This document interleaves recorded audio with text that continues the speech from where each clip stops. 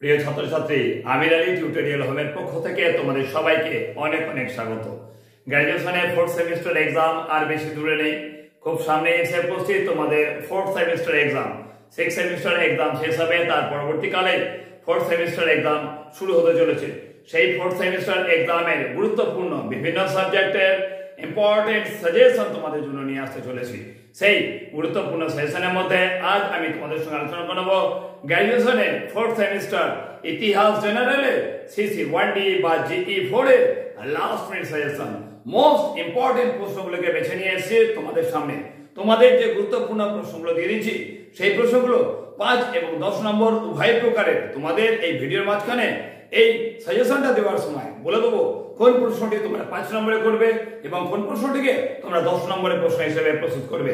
তাই বলবো খুব মনোযোগ সহকারে ভিডিও দেখবে এবং পারলে তোমার বন্ধু বান্ধবদের এই ভিডিওটাকে শেয়ার করে তাদেরও জানার জন্য উপকার করবে। তো চলো দেখে নাও গ্র্যাজুয়েশনের 4th semester history general CC 1D এবং জিই 4 এর গুরুত্বপূর্ণ, একদম গুরুত্বপূর্ণ লাস্ট মিনিট সাজেশন।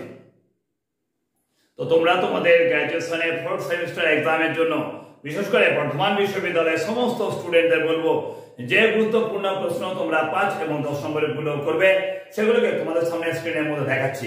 তার প্রথম প্রশ্ন অবশ্যই করবে 1935 সালে ভারত শাসন আইনের বৈশিষ্ট্যগুলি লেখো। 5 নম্বরের গুরুত্বপূর্ণ প্রশ্ন। তারপর করবে সম্পদের নির্গমন সম্পর্কে টিকা লেখো। 5 নম্বরের গুরুত্বপূর্ণ প্রশ্ন করবে 1857 খ্রিস্টাব্দে মহাবিদ্রোহের প্রত্যক্ষ কারণ কি ছিল। মোস্ট ইম্পর্টেন্ট প্রশ্ন, অবশ্যই প্রশ্ন রাখবে। 5 নম্বরের গুরুত্বপূর্ণ প্রশ্ন। তারপর করবে লর্ড উইলিয়াম বেন্টিংকের সংস্কারগুলি আলোচনা করো। 5 নম্বরের গুরুত্বপূর্ণ প্রশ্ন। করবে বক্সার যুদ্ধের গুরুত্ব গুলি লেখো। অবশ্যই 5 নম্বরের প্রশ্ন। তারপর করবে অসহযোগ আন্দোলনের তাৎপর্য লেখো। মোস্ট ইম্পর্টেন্ট 5 নম্বরের গুরুত্বপূর্ণ প্রশ্ন। তারপর করবে ক্রিপস মিশনের প্রস্তাবগুলি আলোচনা করো। এই প্রশ্নটিও তোমরা করবে 5 নম্বরের গুরুত্বপূর্ণ প্রশ্ন হিসেবে। তারপর করবে 1965 খ্রিস্টাব্দে দেওয়ানি লাভের গুরুত্ব লেখো। 5 নম্বরের গুরুত্বপূর্ণ প্রশ্ন। করবে সমাজ ও ধর্ম সংস্কারক রূপে রাজা রামমোহন রায়ের অবদান লেখো। পরীক্ষায় প্রশ্নটা আসছে বলেই আমার মনে হয় এই প্রশ্নটাকে তোমরা করে রাখবে অ্যাজ এ 10 নম্বরের গুরুত্বপূর্ণ প্রশ্ন হিসেবে। তারপর করবে মুসলিম পুনর্জাগরণে আলিগড় আন্দোলনের ভূমিকা লেখো। মোস্ট ইম্পর্টেন্ট 10 নম্বরের প্রশ্ন। তারপর করবে ভারতের রাজনীতিতে গান্ধীজির উত্থান সম্পর্কে যা জানো লেখো। এই প্রশ্নটিও তোমরা করে রাখবে অ্যাজ এ 10 নম্বরের গুরুত্বপূর্ণ প্রশ্ন হিসেবে। তোমাদের বাকি 4টে প্রশ্ন বলি তার আগে একটা কথা বলে রাখি যে এই গুরুত্বপূর্ণ প্রশ্নগুলোকে যেমন তোমরা নিজেদের কাজে লাগাবে, পারলে তোমার প্রিয় বন্ধু বান্ধব যারা তোমার সঙ্গে পড়াশোনা করছে তাদেরকেও অবশ্যই হেল্প করবে, তাদেরকে অবশ্যই ভিডিওটাকে বেশি বেশি করে শেয়ার করবে। তারপরে প্রশ্ন দেখো দ্বিজাতি তত্ত্ব বলতে কি বোঝায়। 5 নম্বরের গুরুত্বপূর্ণ প্রশ্ন। করবে মহাবিদ্রোহের প্রকৃতি বা চরিত্র আলোচনা করো। পরীক্ষায় প্রশ্নটা থাকছে 10 নম্বরের গুরুত্বপূর্ণ প্রশ্ন। তারপর করবে পলাশী যুদ্ধের কারণ ও ফলাফল লেখো।